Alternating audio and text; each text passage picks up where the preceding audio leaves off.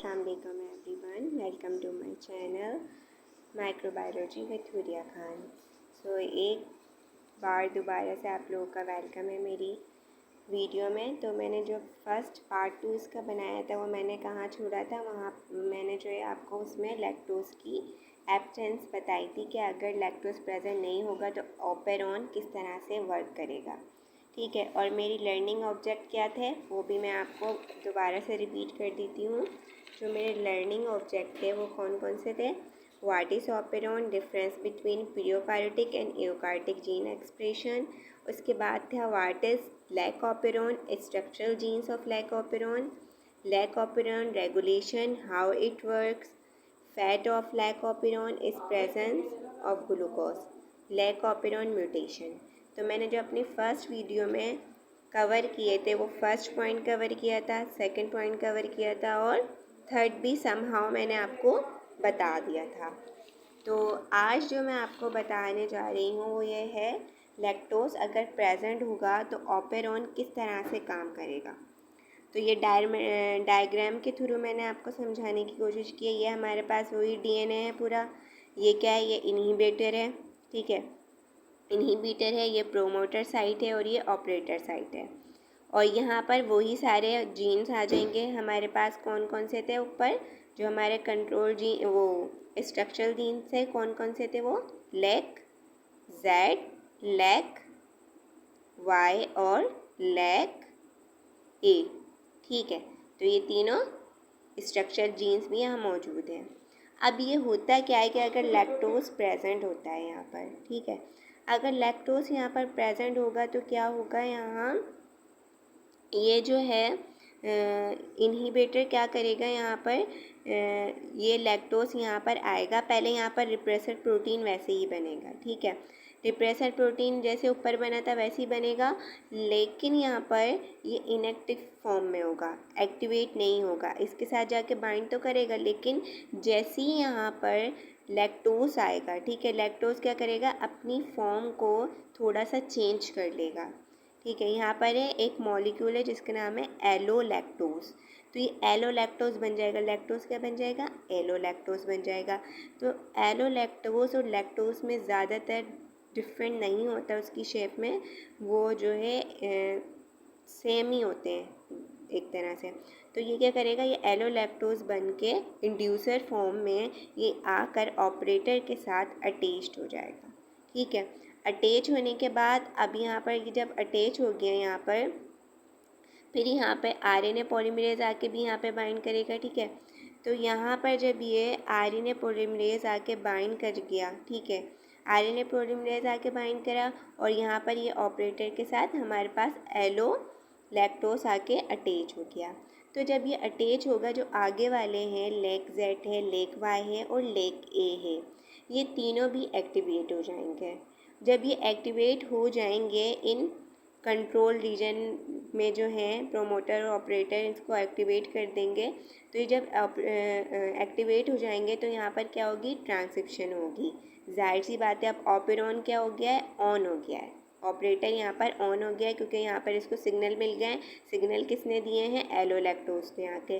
तो जब ये ओपन हुआ यहाँ पर इस ये एक्टिवेट हो गए तीनों जीन। ठीक है, तो यहाँ पर ट्रांसक्रिप्शन स्टार्ट हुई। जब ट्रांसक्रिप्शन हुई है वो हमें पता है एमआरएनए में होगी, एमआरएनए के थ्रू होगी, ट्रांसक्रिप्शन होगी, ट्रांसलेशन होगी, ट्रांसलेशन के बाद अब यहाँ पर ये तीनों प्रोटीन बन जाएंगे। कौन से, बीटा ग्लैक्टोसाइडेज, परमेज और ट्रांस एसिटाइलेज। ठीक है, असल में ये जो तीनों है ना, ये क्या है, लैक जेड है और ये लेक वाई है और ये लेक ए है। ठीक है, ये तीनों इसी के जो है रेसिप्रोकल्स हैं, या फिर समझ लें यही वाले जीन्स हैं जो कि प्रोटीन बना रहे हैं लैक्टोज की एक्टिवेशन के बाद। तो यहाँ पर हमें ये चीज़ समझ आएगी कि ये ऑन किस तरह से हुआ और फिर इसने ये तीनों प्रोटीन बनाए कैसे। ये असल में जो बीटा ग्लैक्टोसाइडेज है, परमेज है, ट्रांस एसिटाइलेज है, ये तीनों इन्हीं तीनों के जीन्स के नाम हैं, क्योंकि ये बाद में जाके यही जीन्स ये तीनों प्रोटीन बना देते हैं जब ये सिस्टम ऑपेरॉन ऑन हो जाता है। तो यहाँ पर मैंने ये चीज़ लिख भी दी है कि रिप्रेसर क्या हो जाएगा, इनएक्टिव हो जाएगा, साइट में आ गया, ठीक है। और ऑपेरॉन क्या हो गया, ऑन हो गया, ये ऑन हो गया ऑपेरॉन, ठीक है। When the inducer allolactose binds to the repressor protein the inactivated, ठीक है। ये इसके साथ तो बाइंड होकर इसको इनएक्टिवेट कर दिया, लेकिन ऑपरेटर को इसने क्या कर दिया, एक्टिवेट कर दिया। जब ऑपरेटर एक्टिवेट हुआ तो आगे हमारे पास ट्रांसक्रिप्शन का प्रोसेस खुद से स्टार्ट हुआ और प्रोटीन भी बन गए। तो यानी लैक्टोज यहाँ पर यूटिलाइज हो गया इस तरह से। तो ये हमारे पास था ऑन वाला सिस्टम। अब जो मैं आपको आगे बताऊंगी वो मैं ये यहाँ पर जो है किस तरह से वर्क कर रहा है वो मैं आपको समझाऊंगी कि ये तीनों वे में किस तरह से काम करता है। तो यहाँ पर मैंने 3 कंडीशंस बताई हैं इसकी, ठीक है, कि अगर ग्लूकोज हाई होगा और लैक्टोज लो होगा तो ये पूरा सिस्टम ऑपेरॉन सिस्टम किस तरह से काम करेगा, ठीक है। और दूसरी कंडीशन अलग है, तीसरी अलग है। तो 1 बाय 1 हम इसको डिस्कस करते हैं। So here we have 3 condition of operon. तो ये जो फर्स्ट कंडीशन है इसमें क्या है कि ग्लूकोज जो है वो हाई है और लैक्टोज क्या है यहाँ पर लो है। तो इस प्रोसेस को समझने से पहले आपको मैं एक प्रोसेस और समझाऊंगी ताकि ये चीज़ आपके पास जो है वो थोड़ी सी क्लियर हो जाए। अब यहाँ पर आप एक छोटा सा प्रोसेस देख रहे हैं, डायग्राम बना हुआ है यहाँ पर, ठीक है। ये है कैप साइड है, ये प्रोमोटर साइड है, ये ऑपरेटर साइड है, ठीक है। ये लैक Z है, लैक Y है और लैक A है। ये किसके हैं पूरे पार्ट्स, DNA के पार्ट्स हैं, ठीक है। तो यहाँ पर आप देख रहे हैं अप स्ट्रीम ऊपर लिखा हुआ है, तो ये जो कैप साइड है ये प्रोमोटर के अप स्ट्रीम साइड अटैच होगा, ठीक है। अब यहाँ पर कैप साइड किसको कह रहे हैं, यहाँ पर ये कैम्प एक प्रोटीन का नाम है और ये साइक्लिक AMP है पूरा, C फॉर साइक्लिक AMP, ठीक है। तो ये दोनों चीज़ें मिलकर यहाँ पे क्या कैप साइड बनाएंगी। ये क्या होगा, यहाँ पर क्या होगा, जो RNA पॉलीमरेज है इसके साथ बाइंड होगा आके कैप साइड के साथ।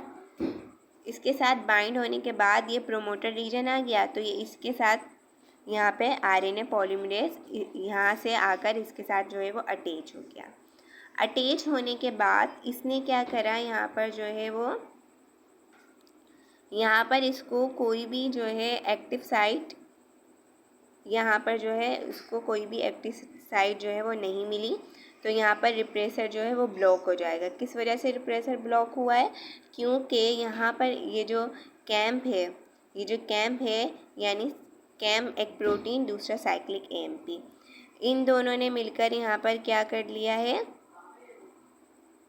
यहाँ पर जो है इन दोनों ने मिलकर इसको जो है रिप्रेसर को ब्लॉक कर दिया है। जब ये ब्लॉक हो जाएगा, ठीक है, ब्लॉक RNA पॉलीमरेज भी इसके साथ बाइंड नहीं होगा, ठीक है। और जब RNA पॉलीमरेज बाइंड नहीं होगा तो फिर क्या होगा, तो जो है ये सिस्टम भी जो है वो स्टार्ट नहीं होगा यहाँ पर, तो सिस्टम भी वैसे ही रहेगा। तो ये वाला प्रोसेस समझाने का मकसद मुझे आपको यही था कि आपको यहाँ पर ये चीज़ समझ आ जाए कि कैप साइट क्या है और ये आगे किस तरह से काम कर रहा है और ये यहाँ पर क्यों लाया गया है, ठीक है।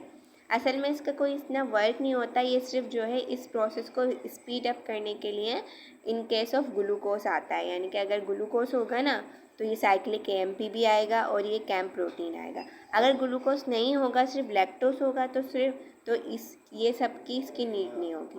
तो जो मैंने आपको पहले वाला प्रोसेस समझाया लैक्टोज एब्सेंट और प्रेजेंट वाला, सिर्फ वो ही दो होंगे। लेकिन अगर ग्लूकोज भी यहाँ पर होता है तो फिर ये वाला प्रोसेस होता है, ऑपेरॉन का ये सिस्टम होता है, ठीक है। अब ये आपको समझ आ गया। अब इसी की मैं 3 कंडीशंस आपको समझाती हूँ यहाँ पर कि अगर ग्लूकोज हाई क्वांटिटी में है, फिर जो कैम होगा ना साइक्लिक AMP है ये लो हो जाएगा, इसकी क्वांटिटी, इसकी मिकदार लो होगी। और अगर लैक्टोज लो है, इन केस लैक्टोज लो है, तो रिप्रेसर जो है वो बाइंड हो जाएगा किसके साथ, DNA के साथ बाइंड हो जाएगा, DNA वाली साइड पर बाइंड हो जाएगा, ठीक है। तो ये किस तरह से हो रहा है ये मैं आपको दिखाती हूँ। ये हमारे पास आ गया इसका कैम्प साइट, ये प्रोमोटर रीजन, ये ऑपरेटर रीजन और यहाँ पर जो है ये तीनों वही हमारे पास स्ट्रक्चरल जीन आ गए, लेग Z, लेग Y और लेग A। ठीक है, तो यहाँ पर क्या होगा कि सबसे पहले ये जो कैप्साइट है, ठीक है, और ये जो ऑपरेटर है, ये रिप्रेसर जो है यहाँ पर आकर इसके साथ ऑपरेटर के साथ क्या करेगा, बाइंड होगा और आरएनए पॉलीमरेज प्रोमोटर रीजन के साथ लूजली क्या हो जाएगा, बाउंड हो जाएगा, प्रोमोटर के साथ लूजली बाउंड होगा।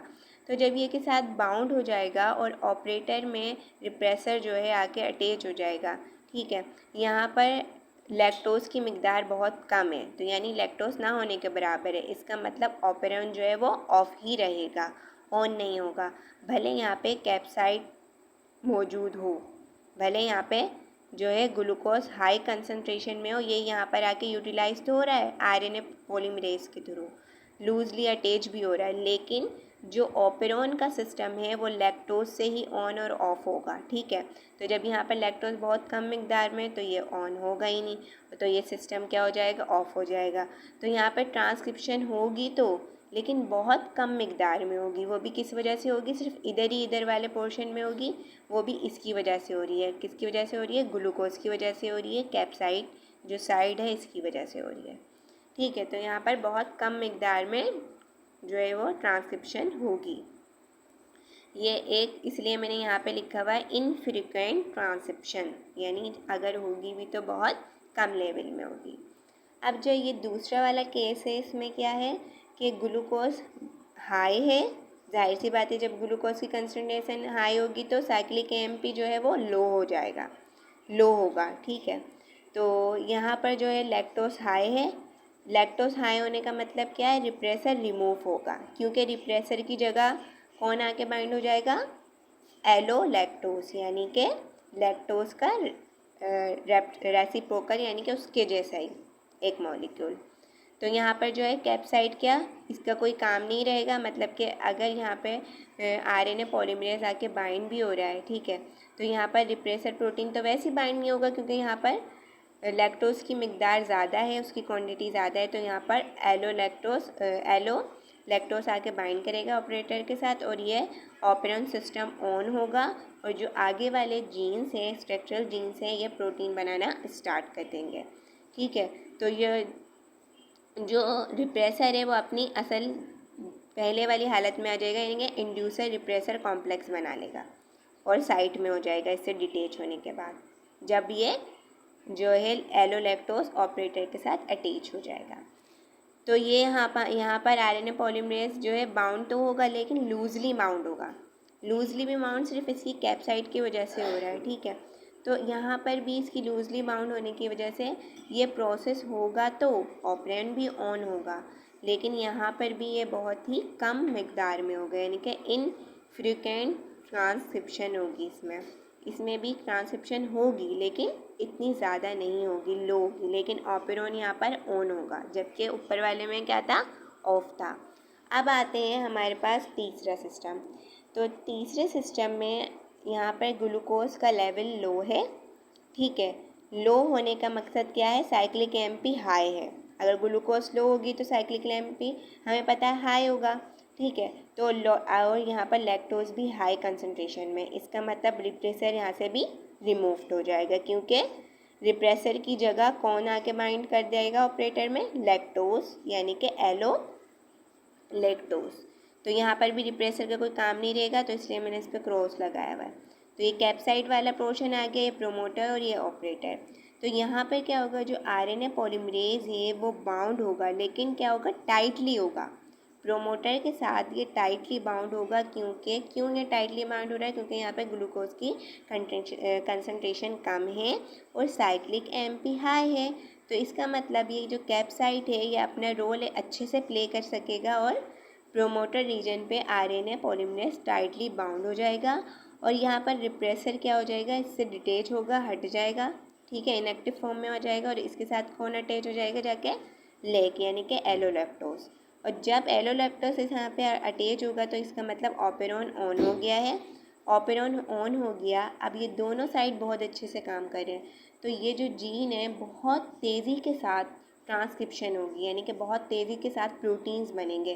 तो ये प्लस प्लस प्लस मैंने 3 इसी बात को शो कर रहा है, 3 इसलिए बनाया हुआ है क्योंकि ये जो ट्रांसक्रिप्शन है वो फ्रीक्वेंटली होगी, यानी कि फ्रीक्वेंट बहुत ज़्यादा तेज़ी से ये प्रोसेस होगा इसका। तो ये आपको तीनों प्रोसेस समझ आए। मैंने तीनों कैसे बता दिए कि अगर ग्लूकोज ज़्यादा होगा लैक्टोज लो होगा, अगर ग्लूकोज हाई होगा लैक्टोज भी हाई होगा तो क्या होगा, और अगर ग्लूकोज लो होगा और लैक्टोज हाई होगा तो क्या होगा। तो ये तीनों कंडीशन आपको यहाँ पर समझ आ गई है। अब हम बात करते हैं लैक ऑपरेरॉन के म्यूटेशन की, कि अगर इन केस यहाँ पर कोई भी म्यूटेशन आ जाता है, ख़राबी आ जाती है ऑपरेरॉन के प्रोसेस में, इसके सिस्टम में, तो फिर क्या होता है, तो ये सिस्टम किस तरह से काम करता है। तो यहाँ पर जो है लैक ऑपरेरॉन की म्यूटेशन की अगर हम बात करते हैं तो यहाँ पर मैंने तीनों जीन बना दिए हैं, स्ट्रक्चरल जीन जेड वाई और ए। तो ये लेक वाई है, ये लेक जेड है, ये लेक वाई है और ये लेक ए है। तो ये प्लस प्लस का साइन ये आपको क्या शो कर रहा है कि ये हाईली जीन प्रिपेयर हो रहे हैं। जीन प्रिपेयर तो हो रहे हैं लेकिन बहुत ज़्यादा तेज़ी से हो रहे हैं। अब आपको पता है कि एक चीज़ बहुत ज़्यादा तेज़ी से हो या बहुत कम हो तो ये दोनों ही चीज़ें किसी भी सिस्टम के लिए सही नहीं होती हैं। तो इसका मतलब म्यूटेशन यहाँ पर भी आएगी क्योंकि जीन बहुत ज़्यादा तेज़ी से बन रहा है।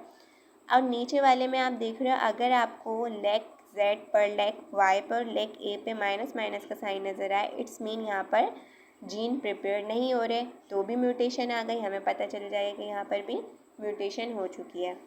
इसके बाद हमारे पास ये मैंने 3 प्रोसेस बताएं। फर्स्ट तो आपको समझ आ गया। अब सेकंड क्या है, सेकंड थोड़ा कॉम्प्लिकेटेड है। तो यहाँ पर जो है ऑपरेटर कॉन्स्टिट्यूटिव, ये एक मैंने प्रोसेस के थ्रू आपको बताया कि ऑपरेटर कॉन्स्टिट्यूटिव क्या है। यहाँ पर आई प्लस किसको शो कर रहा है, मतलब आई यहाँ पर क्या है, यहाँ पर वही है जो मैंने पीछे आपको बताया था, इनहिबिटर, और ये प्रोमोटर साइट है और ये ऑपरेटर साइट है, और ये वही आपके आ गए स्ट्रक्चरल जीन और ये कंट्रोल रीजन, दोनों को मिला के प्रोमोटर और ऑपरेटर को। तो यहाँ पर जो है ये लैक्टोज रिप्रेसर जो है, यानी कि यहाँ पर लैक्टोज प्रेजेंट भी है, लैक्टोज एब्सेंट भी है, यानी दोनों चीज़ें यहाँ पर हो रही हैं और ऑपेरॉन सिस्टम ऑन है। लेकिन यहाँ पर जो है क्या खराबी आ रही है, यहाँ पर जो इनहिबिटर है ये जो है बहुत ज़्यादा तेज़ी से काम कर रहा है, यानी कि इसमें डिफेक्ट है, इसमें खराबी है। तो जब इसी में खराबी होगी यहाँ पर, तो फिर आरएनए पॉलीमरेज तो यहाँ पर ठीक से बाइंड नहीं होगा। तो ये मतलब कि एक एबनॉर्मल वे में जब यहाँ पर काम होगा तो यहाँ पर बहुत ज़्यादा तेज़ी से ट्रांसक्रिप्शन होगी। तो ये भी जो है कि इसके सिस्टम के लिए अच्छा नहीं है, लैक ऑपरेंट के लिए, तो यहाँ पर म्यूटेशन आ जाएगी। ठीक है, तो यहाँ पर क्या लिखा हुआ है, द ऑपरेटर कॉन्स्टिट्यूटिव ओसी से शो कर रहे हैं mutants has a mutation in the operator that prevents lactose repressor binding. तो यहाँ पर जब इनहिबिटर ये इनएक्टिव फॉर्म में होगा, मतलब कि नॉर्मल वे में बाइंड नहीं होगा, तो फिर ये लैक्टोज रिप्रेसर जो है ना ये प्रिवेंट हो जाएगा, इसका प्रोसेस जो है वो प्रिवेंट हो जाएगा। और क्या होगा, as a result RNA polymerase can always bind the promoter and transcript the Z, Y and A genes. Thus, the protein encoded by Z, Y, A genes are always constituent of the cell. तो ये आपको यही चीज़ बता रहे हैं कि यहाँ पर जो है ये इसके साथ जो है इसको प्रिवेंट करवा देगा। इसके रिज़ल्ट में क्या हो जाएगा, जो पॉलीमरेज है वो प्रोमोटर रीजन से बाइंड होगा और ट्रांसक्रिप्शन स्टार्ट हो जाएगी जेड, वाई और ए जीन की, लेकिन बहुत ज़्यादा तेज़ी से होगी, और जो प्रोटीन है वो कोड ही रहेंगे, इन कोड ही रहेंगे। ठीक है, तो फिर ये भी एक एबनॉर्मल कंडीशन हो गई ना कि एक चीज़ बहुत ज़्यादा तेज़ी से बन रही है, तो ये भी किसी भी सिस्टम के लिए अच्छा नहीं है। अब ये यहाँ पर तीसरी कंडीशन मैं आपको बताती हूँ। यहाँ पर वही वाला सिस्टम है, इस सिस्टम को हम कहते हैं रिप्रेसर कॉन्स्टिट्यूटिव। ठीक है, या आरसीबी इसको हम शो करते हैं। तो यहाँ पे जो है आई के ऊपर क्या है, सी, आई सी इसको क्या शो कर रहा है कि यहाँ पर किसकी कॉन्स्टिट्यूशन हो रही है, कॉन्स्टिट्यूटिव यहाँ पर क्या है, सी है, यानी कि इनहिबिटर की यहाँ पे खराबी है। तो यहाँ पर जब इनहिबिटर ठीक से काम नहीं करेगा, ये इनहिबिटर साइट है, ये प्रोमोटर, ये ऑपरेटर, ये वही तीनों जीन्स स्ट्रक्चरल जीन्स हो गए। अब यहाँ पर हम थोड़ा पढ़ते हैं। The repressor constitutive mutant either does not make a lactose repressor और it has a mutated repressor that can not bind the operator. अब ये कह रहे हैं कि यहाँ पर जो है ये इनहिबिटर है, जब इसमें थोड़ा सा डिफेक्ट होगा तो जाहिर सी बात है रिप्रेसर लैक्टोज रिप्रेसर सही नहीं बनेगा, और अगर बन भी जाएगा तो वो म्यूटेटेड होगा, यानी कि म्यूटेशन आई हुई होगी उसमें, तो वो उसके साथ ऑपरेटर के साथ बाइंड ही नहीं करेगा। जाहिर सी बात है जब उसकी शेप उसके जैसी नहीं होगी जैसे ऑपरेटर को चाहिए, तो फिर वो उसके साथ बाइंड ही नहीं करेगा। जब बाइंड नहीं होगा तो उसके रिजल्ट में क्या होगा? As a result RNA polymerase can always bind the promoter, क्योंकि आरएनए हमें ये तो चीज़ कंफर्म हो चुकी है कि आरएनए पॉलीमरेज हमेशा किसको बाइंड करता है?